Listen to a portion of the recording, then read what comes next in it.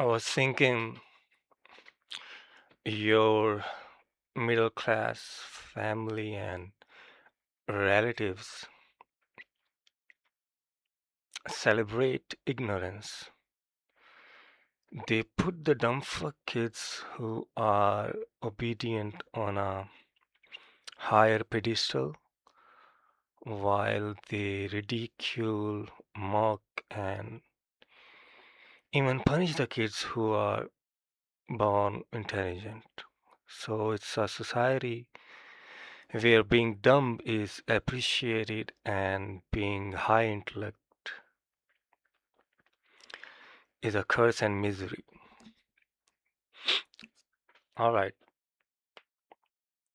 Since the advent of this information age, we call it social media in front of our eyes on screen, mainly YouTube somewhere around in 2005-6. Every 14-year-old school-going kid, every Joe, whether Slim Shady or a Fat Joe, asked one question, and that is the question of purpose and meaning, like going on the hunt for something crafted and sold, hence can be purchased online. So, as a poor child who was brought into existence without any permission, mostly as a random output of blind libidinal forces in play by two participants, also known as parents, the teenage curious kid being domesticated by family and going through the indoctrination process asked the question, what the fuck am I even assigned to do on this planet? There must be some ultimate task, like let's go and hunt it on YouTube. And this was long before YouTube was flooded with information on how to get rich. Now, just because the kid was told to do only that thing in life, which brings in money, because the whole world, the all the cosmic realities, the whole cosmos revolves around money and nothing besides.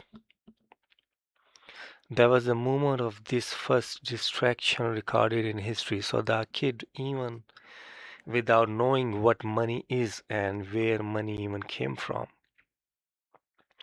started looking at recommended search results how to make money online.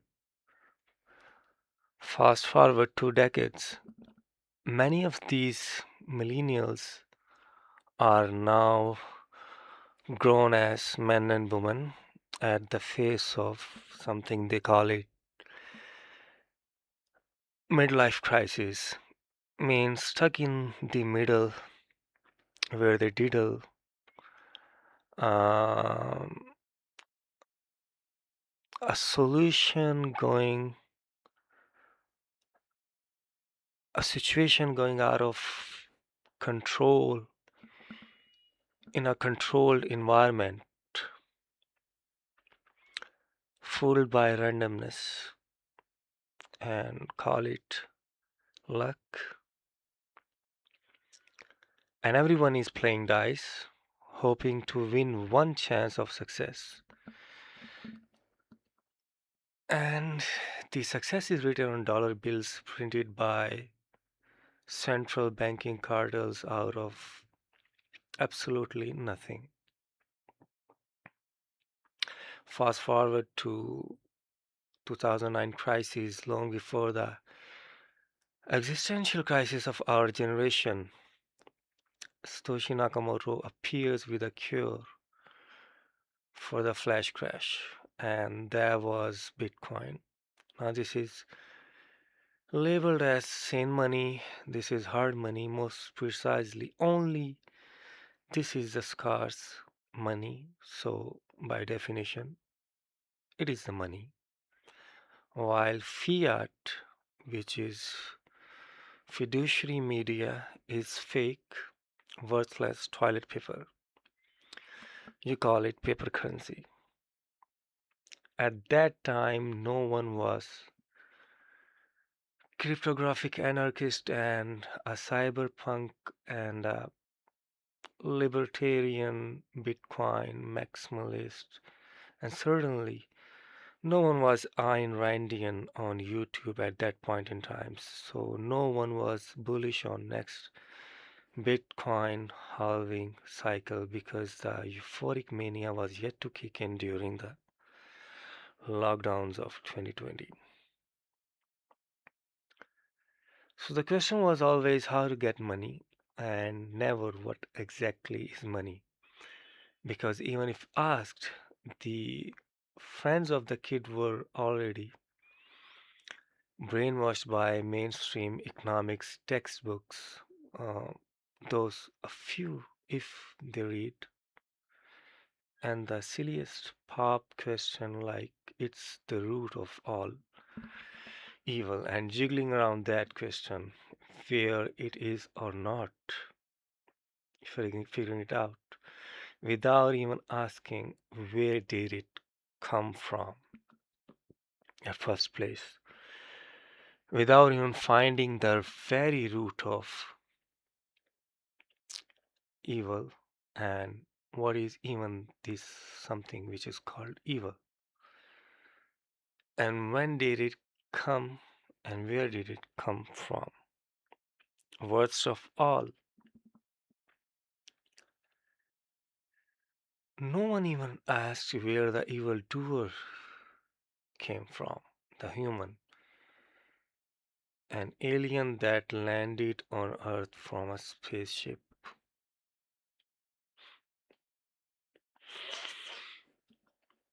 Anyways, this is just to tell you how we think about the whole existence.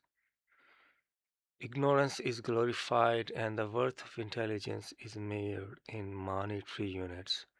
Because in the end, only one thing matters: how much money do you make, or stake, or lake, or. Um, so it's said that the reaction, the irrational, passive, hormonal reaction you get from majority of people is that if you have figured it out, then go and sort your life. And how exactly is that? In the end, you gotta pay bills and your pockets are empty, and words cannot fill those. And that's the shallow, superficial reaction you always have to have. Where central banks can print it infinitum, but that doesn't matter because superficiality and surface level notions are also praised. Being dumb and part of the herd and rebels is appreciated in the lower middle class stratum of the society. Obedience to authority is taught to kids, and kids internalize it as the ultimate virtue. That's the law of human stupidity. Fools are always in majority, and the majority always wins. Mediocrity wins, and the rational, gifted one will suffer from the gift of intelligent and intellect born under poverty, which is a curse Not the poverty itself, but the high IQ with low purchasing power. Or maybe one who sees the world as it is suffers the most. When your mind is running at the speed of light in thousand directions and your best friend is a qualified, socially engineered dumbfuck.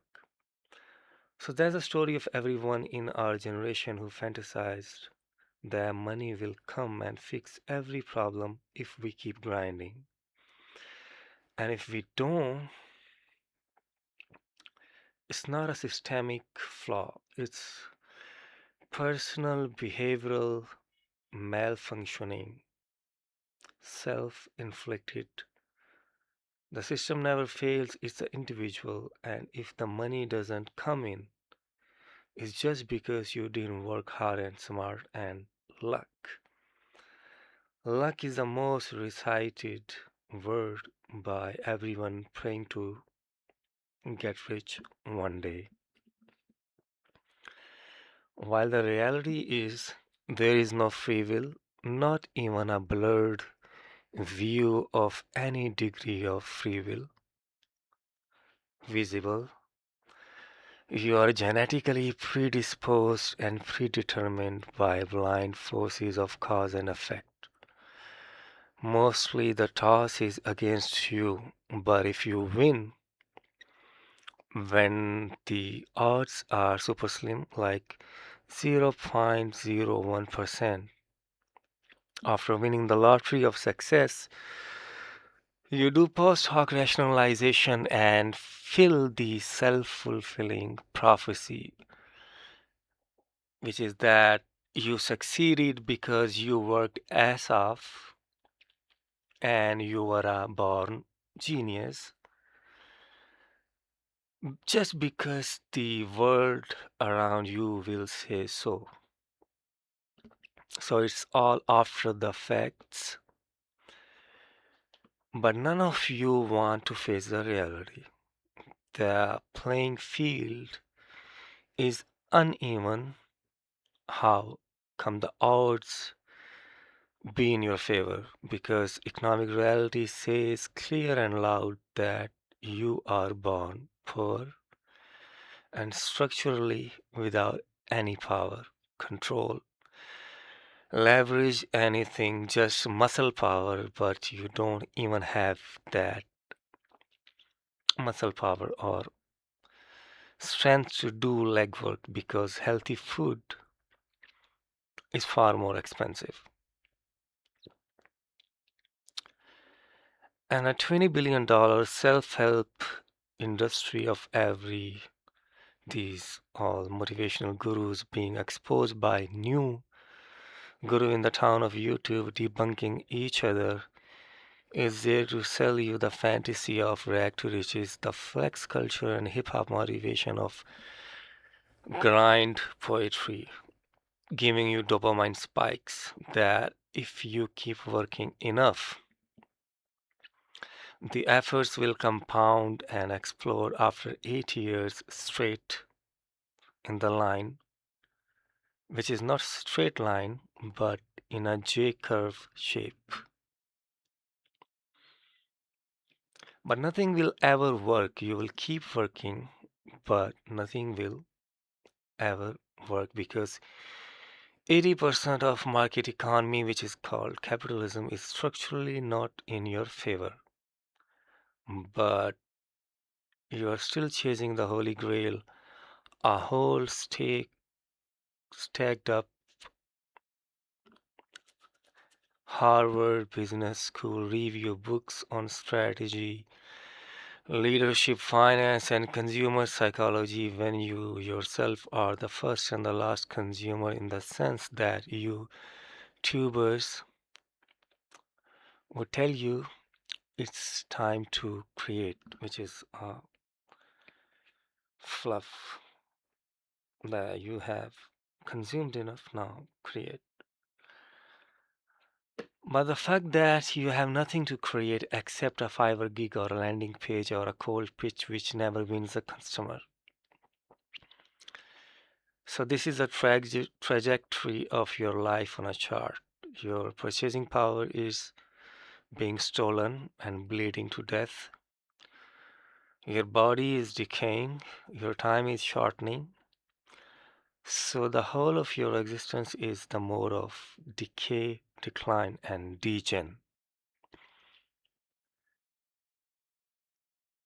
And there is only one certainty, only one known, and that great known is death. Only death is predictable, not the payment or invoice received by the next client. And the family and relatives will tell you you are your own worst enemy, being procrastinating, lazy ass. You are the center of every blame, name, and shame.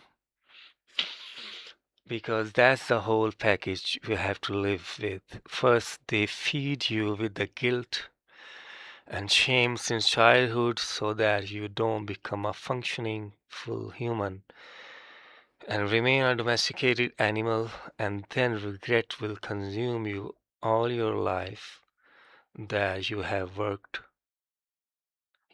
worked hard enough, and a vengeful resentment.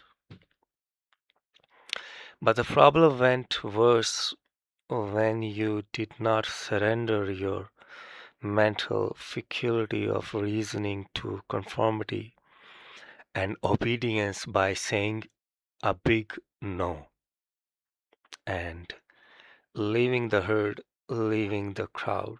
Most of us don't because the community provides you safety and a sense of belonging when in reality, nothing belongs to you.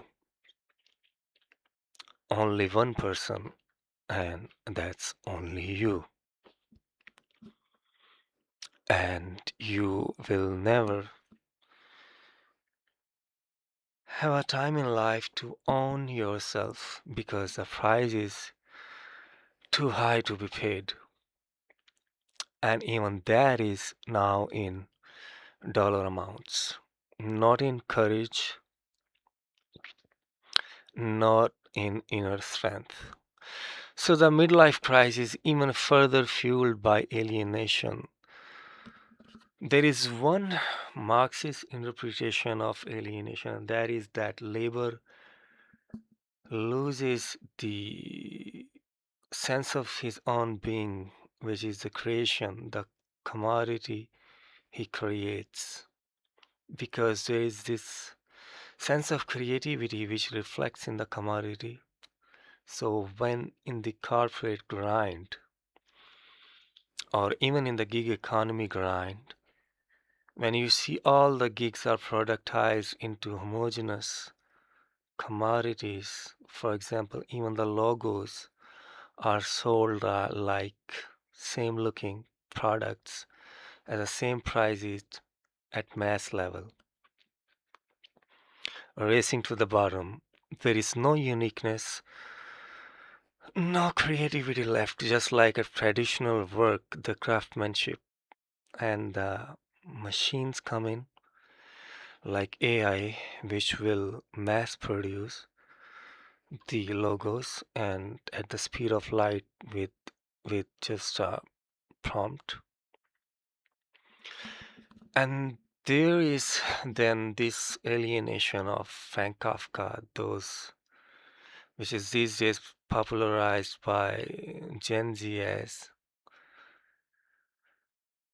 Kafkaesque, that in the bureaucratic despotic machinery, the individual human is reduced into a bug. So basically, man becomes a bug in the bureaucratic system, which must be removed, and he is alienated. You don't belong to where your body belongs to, because now, as you have been trying to fit into the roles by family and society assigned onto you,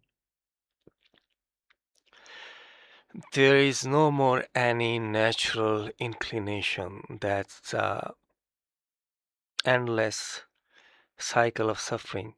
So you are forced to not reach your maximum human potential these by the system and the state. And the first one, the family and the friends. Now coming to this personal branding phenomena everywhere. So it's something like a founder of a highly technical niche would have to do a dance on TikTok to generate leads. And you would have to, like, there was something like star architect, this very stardom thing, people who became massively popular in their industry and have taken the maximum share of the pie of the cake on the plate. And what you call this uh, total addressable market share, and the huge base is chasing work to pay the bills. When this personal branding thing when happen, you have to get off your ass and show your face on a selfie mode camera to build trust and credibility to sell your services. And the services are highly technical, highly fucking technical, from plumbing to HVAC fixing. I mean, the irony is, if you have to become famous to make money, even dull and boring industries, why the fuck was becoming a TV actor? Following your passion into the passion economy, which doesn't pay back. How was that a failed attempt to even attempt at the first place altogether? Now you have to be a good looking, attractive person on the screen to sell junk removal marketing services, because that's the most dull and boring and even demonized kind of niche, because people don't trust the bots. However, they react to the bots to the point of doom scrolling, but they don't want to buy from the bots, they want to buy from flesh and blood human.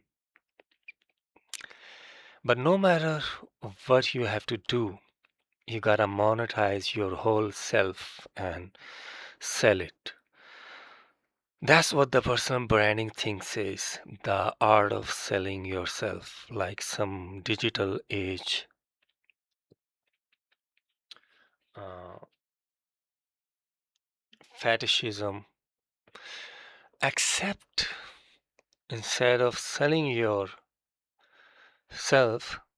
for an hour, you're selling your personality for the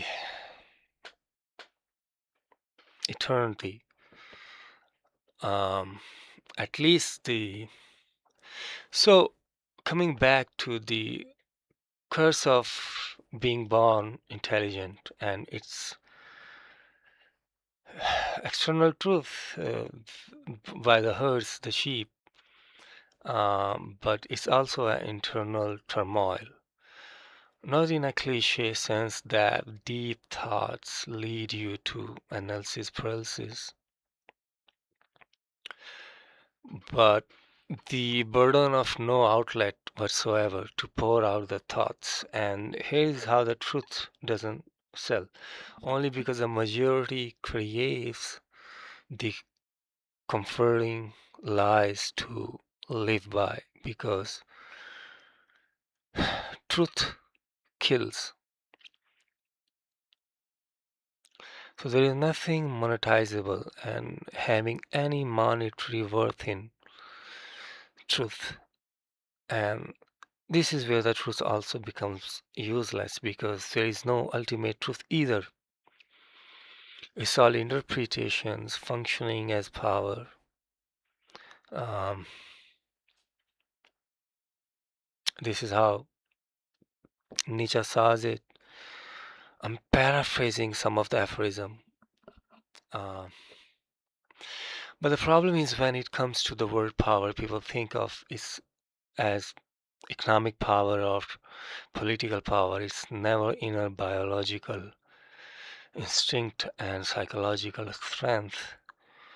That's a naive and shallow way of looking at the world. So here you are, intelligent enough to see the game is rigged not by the function or design, by the cruel nature of human existence, that it's lesser a collaboration, more a coercion, and that's the biological hierarchy that the stronger will eat up the weak, but weaker will become a tyrant after revolting. But that what happens is that tyranny is then misunderstood as power at a colloquial scale. Look at Hitler, Stalin, and, and many other tyrants. Okay, so, but not wealthy enough, but not you're wealthy enough to stop playing, so smart enough to know the truth doesn't sell, but too broke to afford not selling.